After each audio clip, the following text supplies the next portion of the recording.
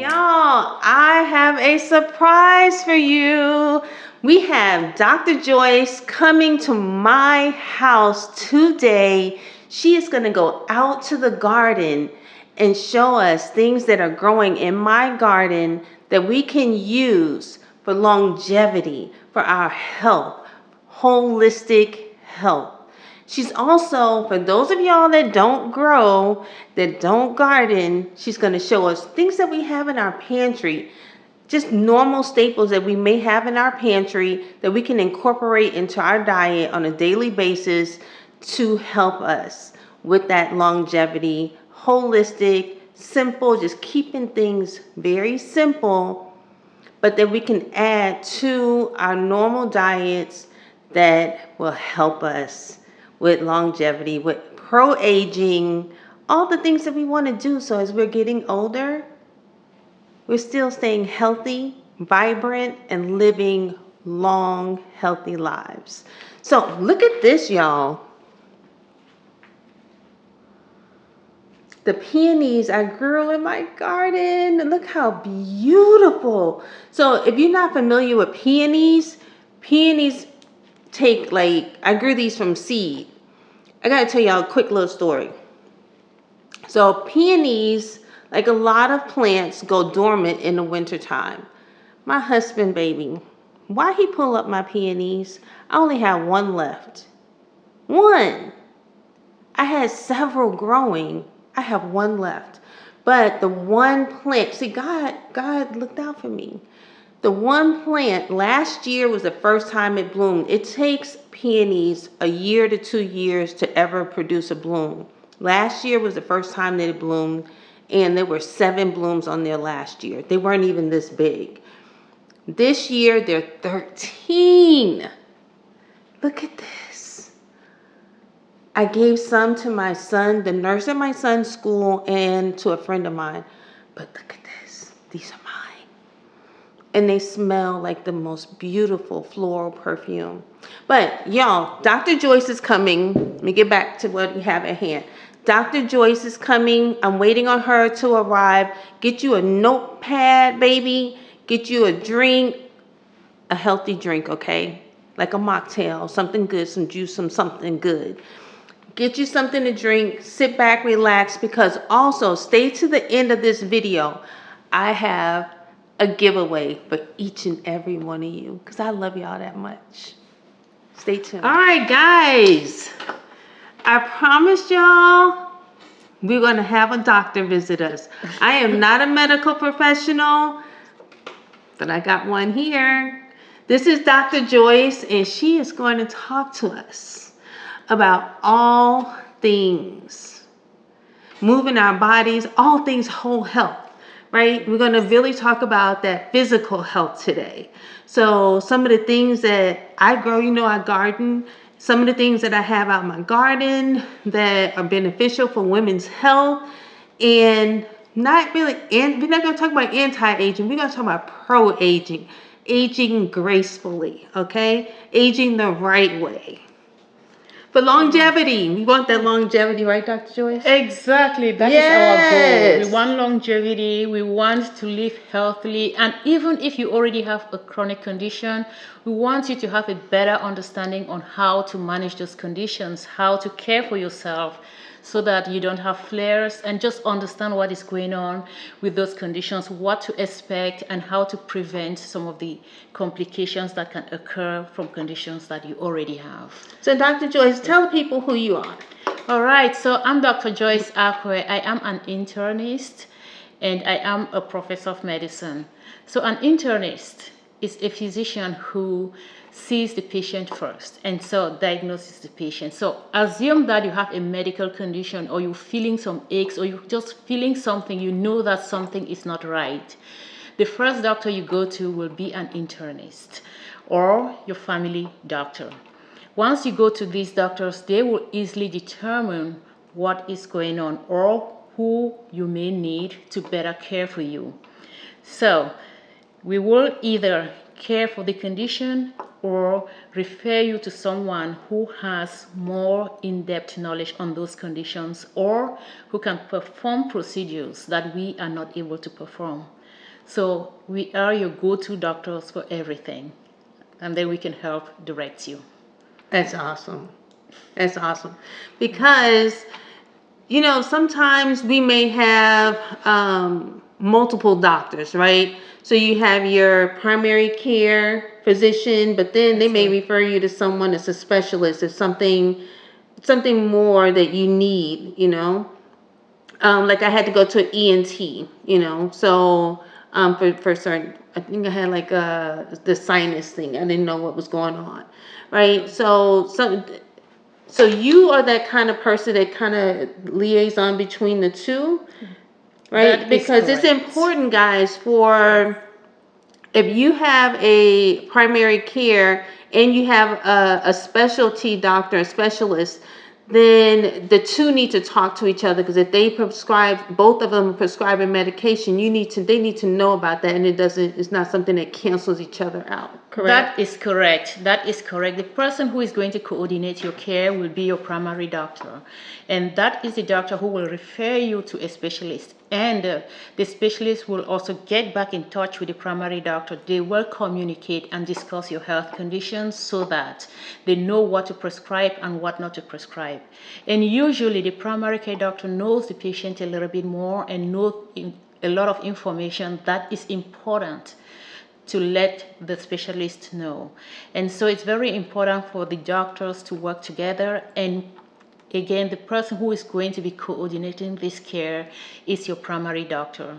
So you go to your primary doctor, and then even if let's say you go to the cardiologist and you don't understand what the cardiologist said, or you've forgotten some of the things that were said, talk to your primary doctor. They will be able to give you a little bit more information on that, especially if you're not going back to see that specific specialist. Awesome. So, like, I use Piedmont, which they put everything into the system, right? So even if I go to a specialist, they can pull up those notes, right? But if I'm someone who does not have two doctors in the same medical group, and they can't see each other's notes, is there a way? Do they print out something that you can take to the specialist or that kind of thing? So if you're going out of this healthcare system where your Right. primary care doctor is, they will usually give you information which is necessary for the specialist. And most of the times, if they are referring you to a specialist, it's usually a specialist that they already have some form of relationship with.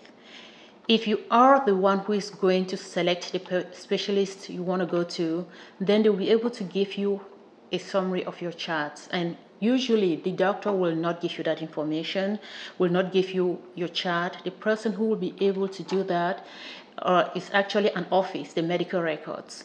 So if you're going to see another provider out of that healthcare system, which means out of the electronic medical records of your primary care doctor, then it's very important that you have your records printed and handed to you.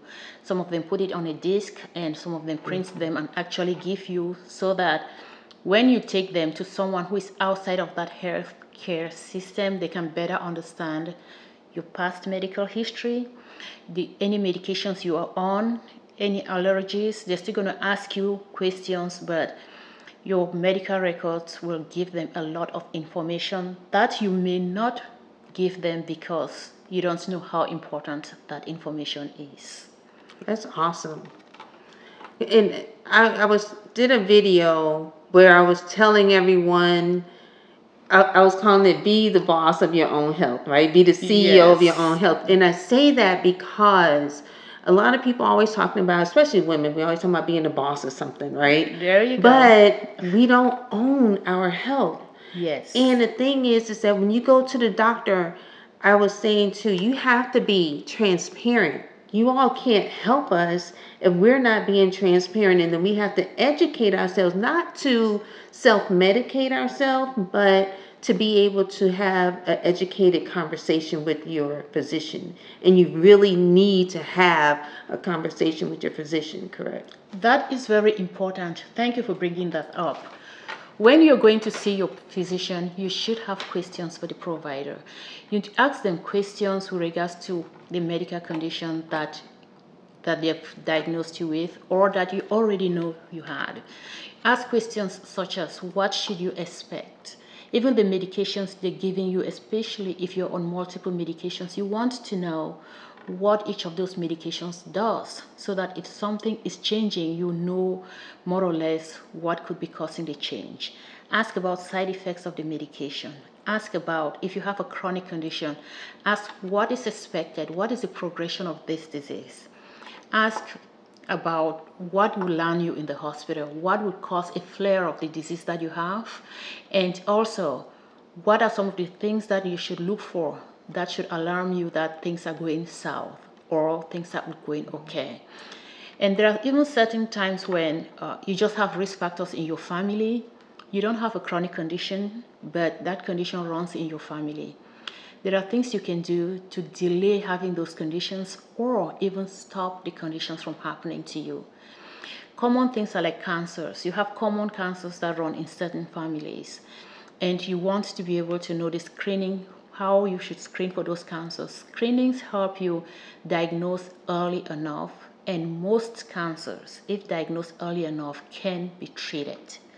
So it's very, very important to know the things that you need to undergo screening for: yearly examinations or monthly or annual examinations, or even 2 or 3 years. It depends. Depending on the condition, the screenings are different. And not everyone has to undergo every type of screening. It depends a lot on your history. So it's very important to know your own family history.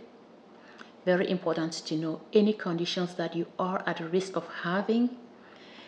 Very, very important to ensure that you're doing the regular screenings that are recommended by the CDC, recommended by the United States Task Force, recommended by the reputable bodies that govern those areas.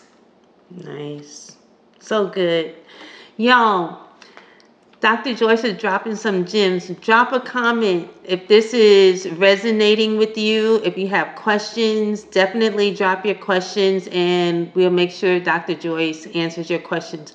But we're going to go outside because we want to show you some things that are growing in the garden that can help us with pro-aging. And then we're going to go into the kitchen because I know y'all may not all be growing things, right? Yes. You had a garden? Oh no. I tried, it didn't work out.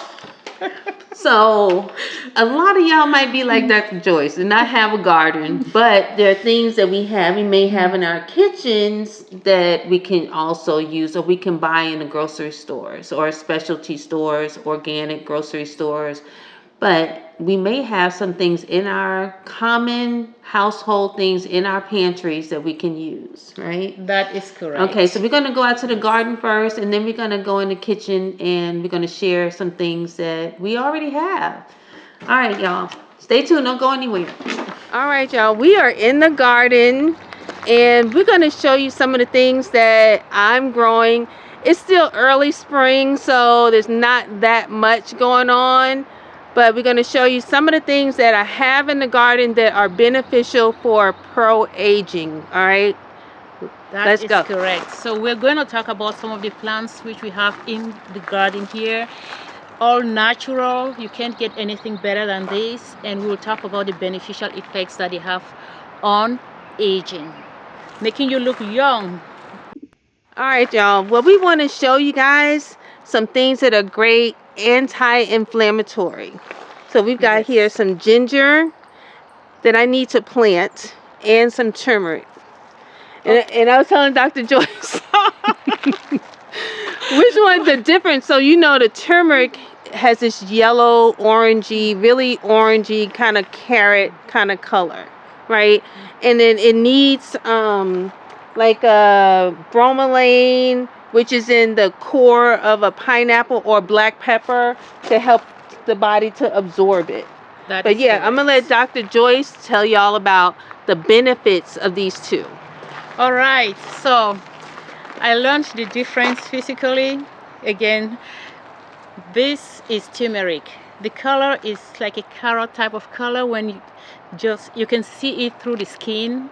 And then ginger is a little bit more yellowish, greenish. something like that. So for those of us who don't really do a lot of planting, you can easily distinguish them. Once you see, they look alike, but there is a good color difference between the two of them. Now, the medicinal effects that I want everyone to know are that they are very strong anti-inflammatory and antioxidant. They have anti-inflammatory effects, and they also have very, very high in antioxidants. And what does that mean? Having anti-inflammatory effect means that they help with inflammatory conditions and things such as arthritis. So if you, let's say, consume any of these two, either ginger or turmeric or even both daily, it helps with some of the aches and pains that you have, especially with aging. So if you're having inflammation in your joints, they will help with things like that. But one of the things we don't talk about enough is the fact that they also help with cardiovascular diseases. Most cardiovascular diseases have been tied to some form of high inflammatory components, and so with taking ginger and turmeric all the time, it just helps keep those numbers low. And also the antioxidant effect. One of the things that the cations do, the things which we want to reduce from our system, what they do is that they damage your cells. And once your cells are damaged, they can go in any direction. The most common thing you will see, it causes a lot of aging. So once you have very, very high level of oxidative stress, they will call it, which is it produces ions that will destroy your skin. And having something which are oxidants such as turmeric and ginger, this will help reduce this effect. They actually neutralize the cations that leads to the oxidative effects, which are dangerous. And so consuming ginger and turmeric will help with inflammation, which help with cardiovascular disease, help with aging, help with joint pains, help with any inflammatory aspects that could be going on in your system. Additionally, they will also help with anti-oxidation effects, so they're antioxidants. So they will help with aging, they will help with cell destructions. Cell destruction is very, very dangerous. Some of the cell destructions actually lead to cancer. And so that's why you will hear some claims that ginger or turmeric do help with reducing your risk of cancer. So this is something I will encourage everyone to incorporate into their meal. You can prepare it in different ways, and I'll have an expert in this tell us about that. I'm not the expert, y'all. Y'all know that. But what Dr. Joyce is saying is so right. So for myself, I grow it. I grow turmeric and ginger. But the thing about it is, even if I can't get it, it takes 8 months. So a lot of questions that I get about it is, how long does it take to grow? I start growing it in April because I'm getting ready to put this into the ground now. It's April. We're at the end of April, basically May. Wow. And it's going to take it'll take 6 to 10 months to grow. And because of that, and because I use so much of it, if I don't have it in my garden or have some stored, then I will buy some and I'll make sure that it's organic. You want to make sure that it's organic. Get it from farmer's market, organic store, or go somewhere that makes smoothies and juices, and that you trust them, that they are using good, organic, clean products.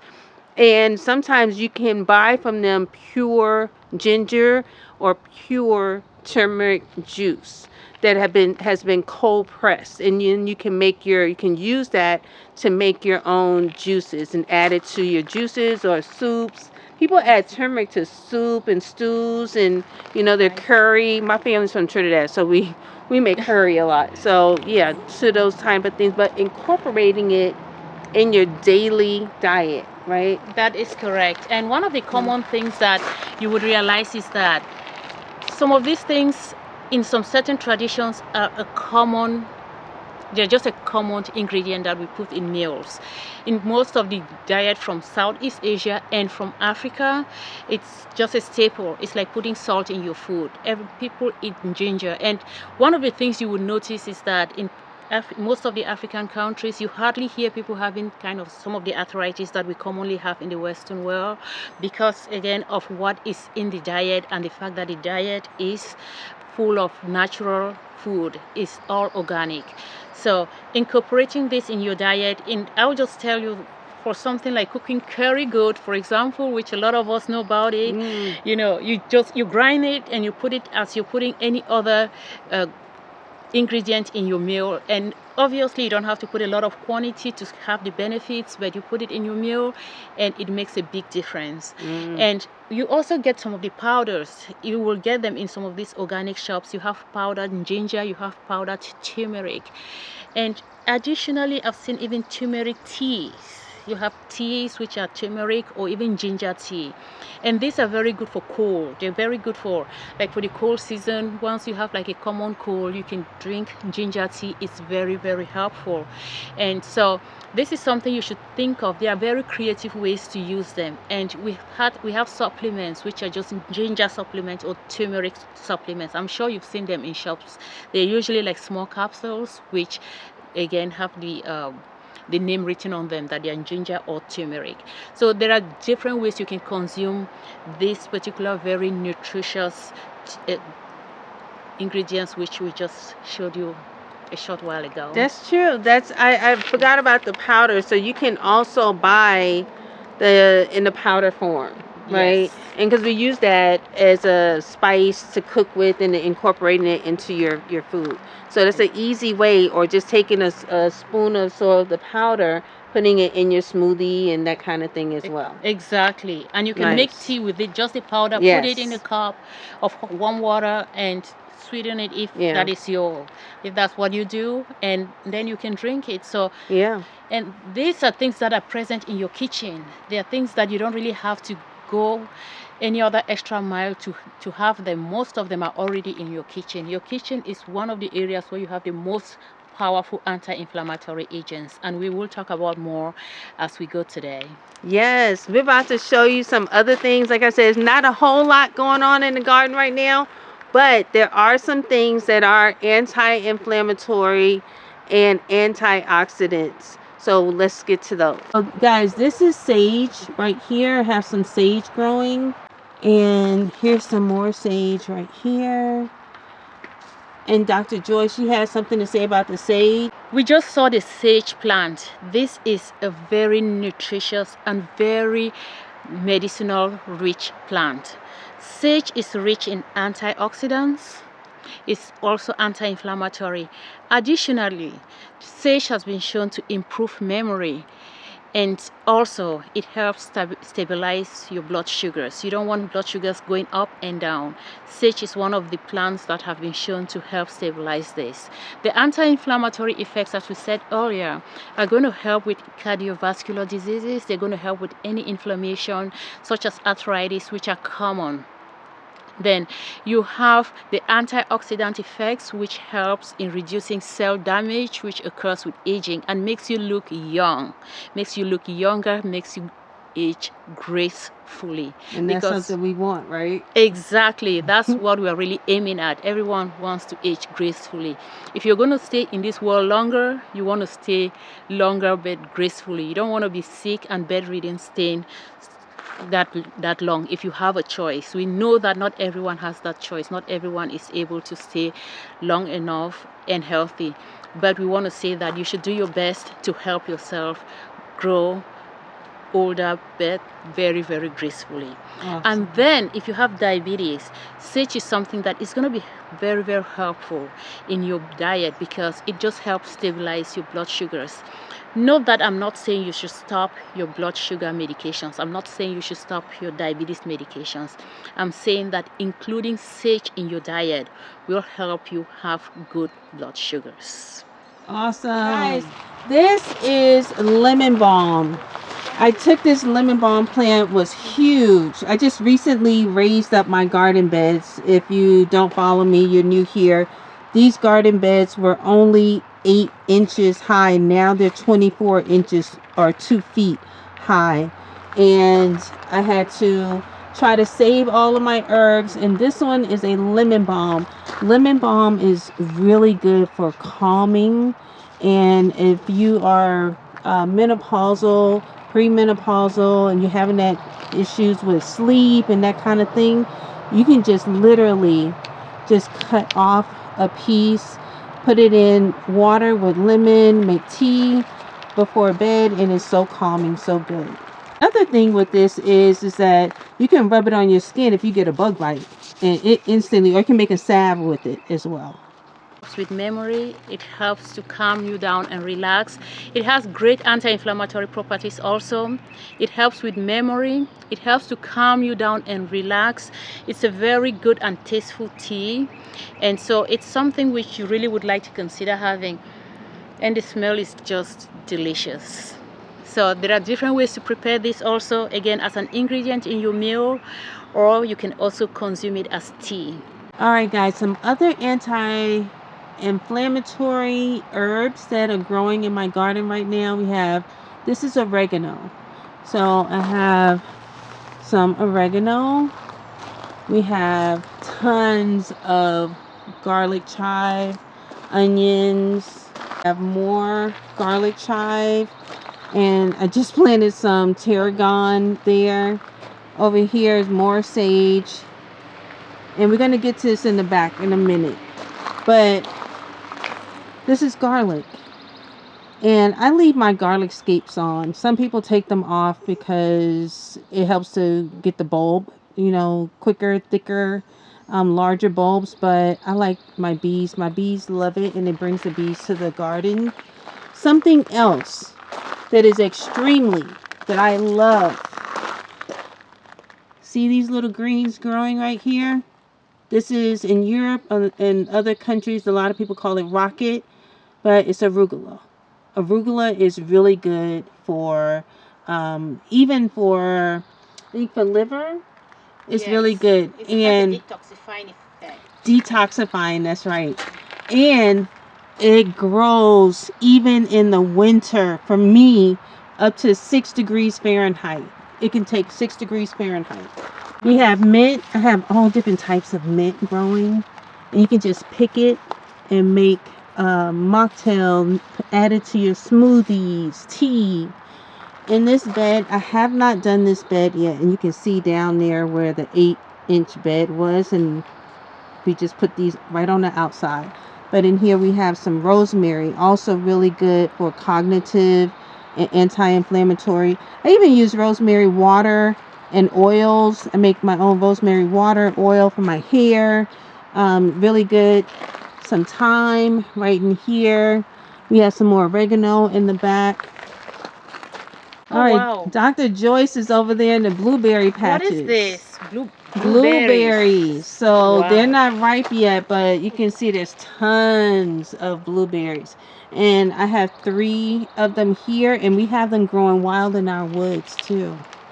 Wow. So we also have wild blueberries. But I recently found out, and I I actually went somewhat viral videos talking about the leaves. I recently read, a lot of like you go to specialty tea companies and they use the leaves, and the leaves are also very good, even for the strawberries. So wow. I have strawberries here, and the strawberry leaves are also very good for you. And we just talked about smoothie earlier.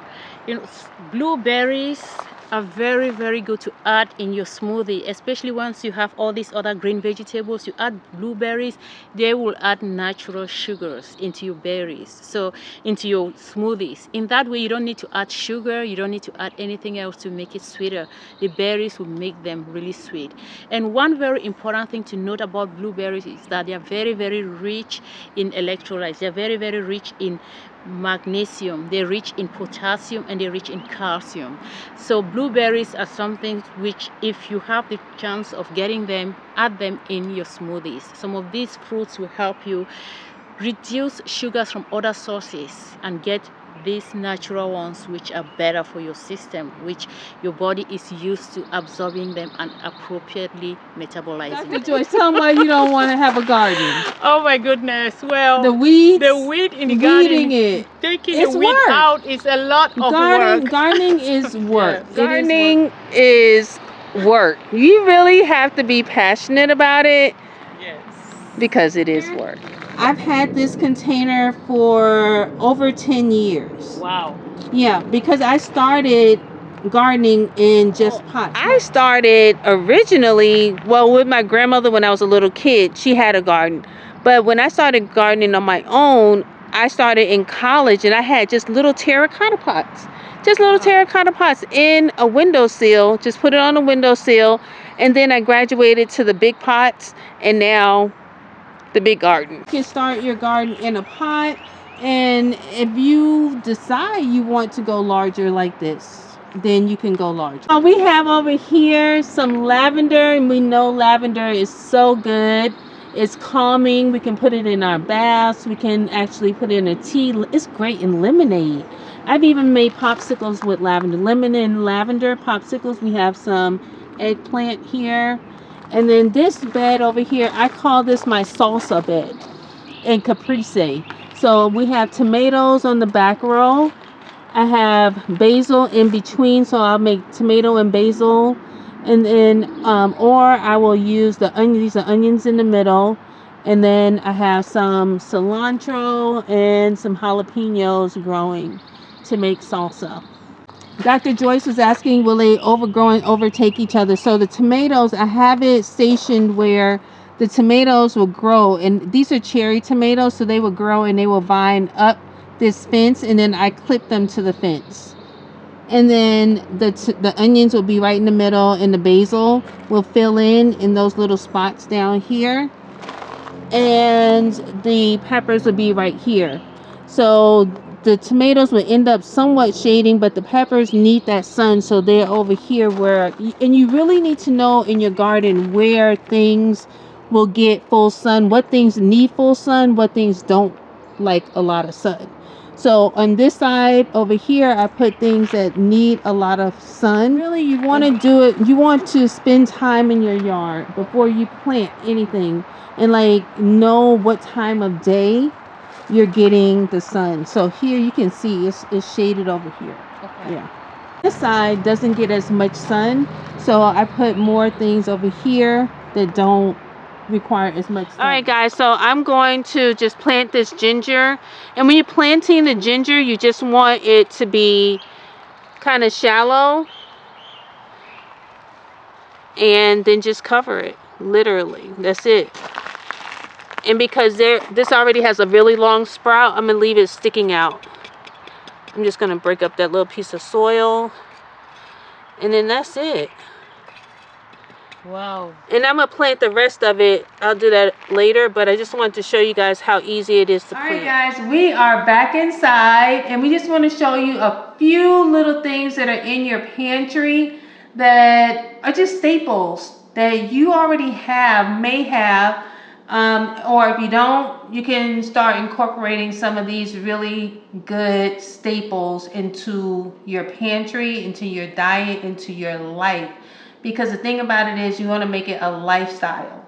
That right? is correct. It's All right. easier once you develop that lifestyle. It becomes something which is part and parcel of you, and you don't have to make any extra efforts in order to be able to make them happen. This is something, Dr. Joyce, that I use. It's a green tea with matcha. And sometimes what I do is I will use the green tea with just make a tea with lemon, and then I'll drink some at night, and then I'll have the rest of it in the morning if I have some left. Oh, that is awesome. Green tea is it's something that is very good for weight loss. Green tea is awesome for that purpose. It keeps you awake also. And one of the things with matcha that is good to know is that it has both theanine, L-theanine, and it has caffeine. But of note is the fact that because it has this combination, it does not give you that jittery effect that you would have when you take caffeine. So it can be a good substitute for coffee if you have the jittery effect of coffee itself. So making that a habit to take like in the morning is always good. And just to say, to note that some of these components usually you can replace your breakfast. If you're someone who gets up in the morning, takes coffee, you can replace them with some of these very healthy alternatives. Right here, guys, I have some cloves.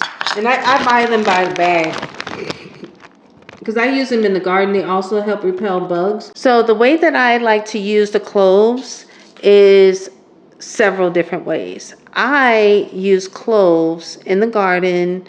I will put one in my mouth and just chew on it. It's really good for coughs, Yes. Dental. What else? It's also good. It's a local anesthetic.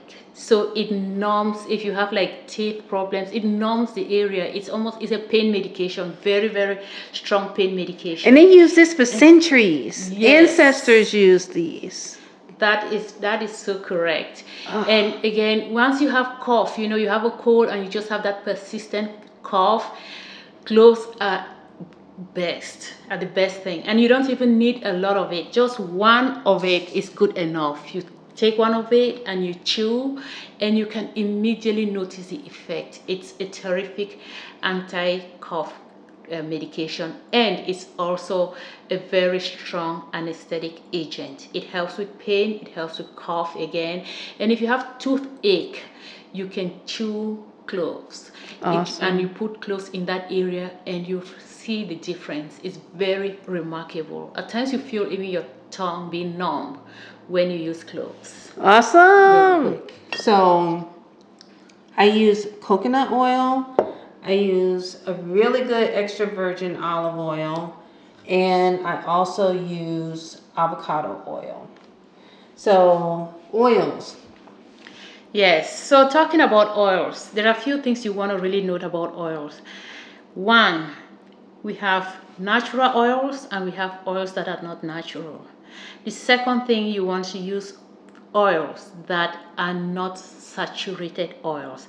Trans and saturated fats are not good. You look for the oils that are unsaturated.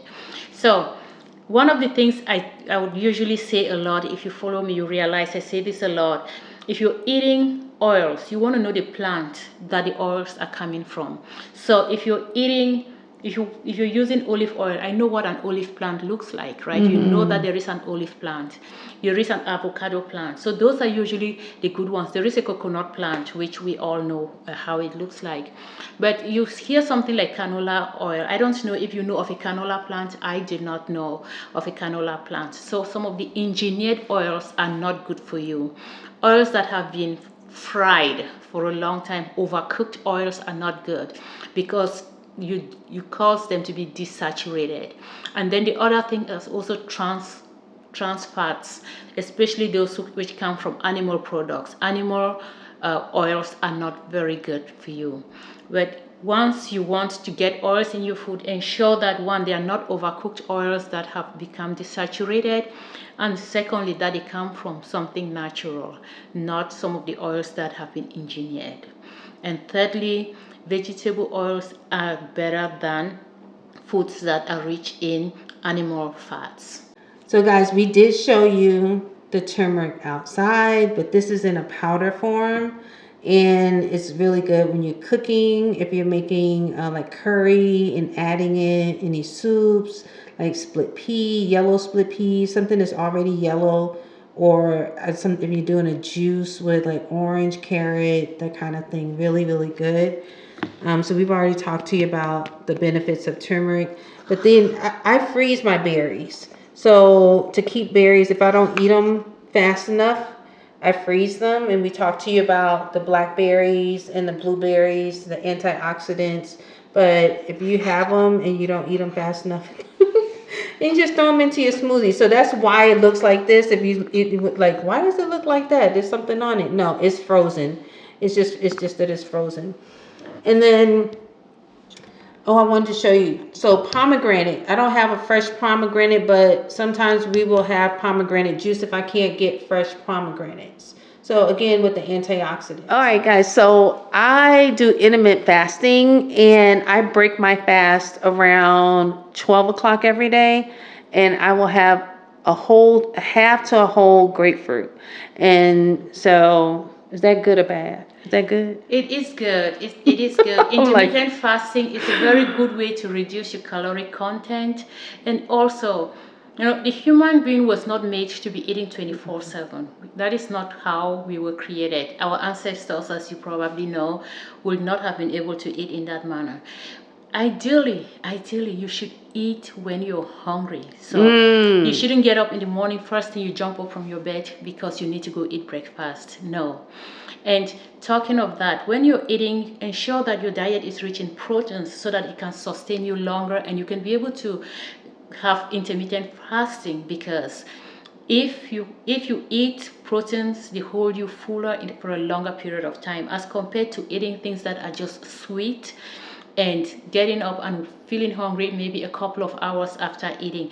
So just what you're doing, starting your breakfast or breaking your fast, let me put it that way. So that's good. Is terrific. That's Yay! awesome. You don't get up I'm and doing start- good. All right. So what about lastly, I want to ask Dr. Joyce about coffee, because I do drink coffee. You can see some behind me. But I will have coffee after I've had green tea, after I've had water, and those are the first things that I have in the morning. And then I try to do no creamer or anything, but I still have a little bit. I may have like a tea, maybe not even a whole tablespoon, like maybe a teaspoon of it, just a little bit.